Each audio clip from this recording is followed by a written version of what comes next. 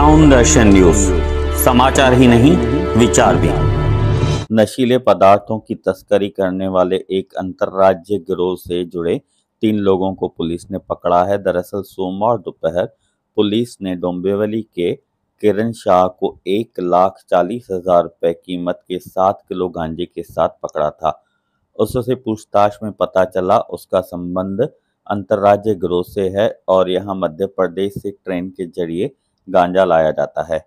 इसके बाद पुलिस ने यहां गांजा बेचने ला रहे मध्य प्रदेश सेंधवा निवासी 21 वर्षीय सचिन मोड़े व मध्य प्रदेश बरवानी निवासी 24 वर्षीय संजू लोहार को 4,57,786 रुपए के 22 किलो गांजे के साथ पकड़ा है। यह कार्रवाई परिमंडल 3 के पुलिस उपायुक्त अतुल जेंडे, सहायक पुलिस आयुक्त सुहास हेमाडे, डोंबिवली पुलिस स्टेशन के वरिष्ठ पुलिस निरीक्षक गणेश जवदावाडे के मार्गदर्शन में पुलिस निरीक्षक क्राइम पंकज बालेराव, सहायक पुलिस निरीक्षक ईश्वर कोकड़े के साथ पुलिस हवलदार प्रशांत सरनायक, मंगेश वीर, नीलेश पाटिल के साथ परिमंडल 3 के पुलिस उपायुक्त स्क्वाड अमली पदार्थ विरोधी टीम के पुलिस उपनिरीक्षक प्रसाद चौहान, पुलिस सिपाही गौतम जादव, पुलिस सिपाही राजेंद्र सोनवने, पुलिस नायक शांताराम कस्बे ने की है।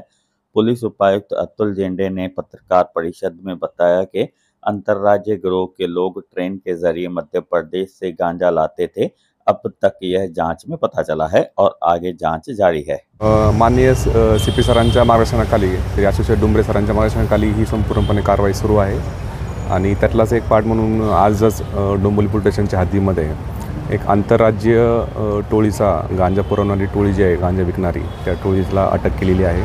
याच्यामध्ये विशेष पथक जे परिमंडल 3मध्ये सुरू केलेलं आहे, PSI चव्हाण आणि त्यांच्या टीमने आणि डोंबिवली पोलीस स्टेशनच्या सिनियर PI त्यांच्या सर्व टीमने ही कामगिरी केलेली आहे। त्याच्यामध्ये एकूण 3 आरोपींना त्याच्यामध्ये अटक केलेली आहे आणि मध्य प्रदेशवरून सदरचा हा गांजा घेऊन येणारे 2 इसम ज्यांची नावे सचिन मोरे वय वर्ष 21 राहणार सेंधवा मध्य प्रदेश आणि दुसरा जो आहे संजू लोहार राहणारा बिरवानी राज्य मध्य प्रदेश, या दोघांना त्यामध्ये अटक केलेली आहे आणि त्यांच्याकडून 22 किलोचा गांजा त्या ठिकाणी जप्त केलेला आहे।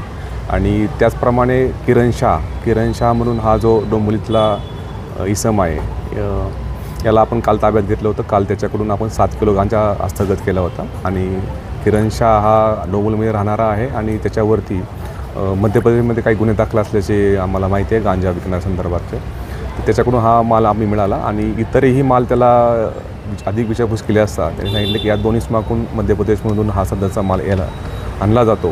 तर त्या अनुषंगाने आम्ही या दोन्ही आरोपींना मध्य प्रदेशहून येत असताना त्यामध्ये अटक केलेली आहे आणि त्यांच्याकडून 22 किलो आणि काल 7 असा जवळजवळ 29 किलोचा पूर्ण जो मुद्देमाल आहे, अंदाजे 6 लाख रुपयाचा गांजा या तिघांच्याकडून जप्त केलेला आहे। आणि हा गांजा कुठून अजून कोणत्या ठिकाणून आला होता, कोणत्या ठिकाणी घेऊन चालले होते, या प्रकारची ही इन्क्वायरी आमची सुरू आहे आता।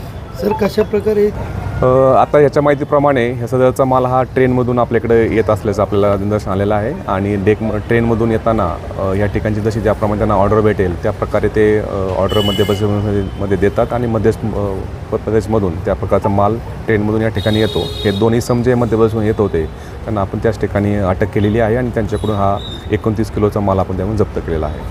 आणि आतापर्यंत झोनमध्ये 1 जानेवारीपासून जी अंमली पदार्थ विरोधी कारवाई सुरू केलेली आहे त्याच्यामध्ये जे पथक स्थापन केलेलं आहे आणि पोलीस स्टेशनने आहे, त्याच्यामध्ये कामगिरी करत असताना आतापर्यंत NDPAचे एकूण 14 गुन्हे दाखल केलेले आहेत। त्याच्यामध्ये 23 आरोपींना अटक केलेली आहे आणि जवळजवळ 10 लाखापर्यंतचा त्याच्यामध्ये कोरेक्सच्या कोडयुक्त बॉटल्स असेल, नशेच्या बॉटल असेल, MD असेल आणि गांजा असेल। जवळजवळ गांजा आत्तापर्यंत आपण 41 किलोपर्यंत गांजा हा 20-22 दिवसामध्ये आपण जप्त केलेला आहे आणि 10 लाखापर्यंतचा मुद्देमाल अंमली पदार्थाचा हा त्याच्यामध्ये जप्त केलेला आहे।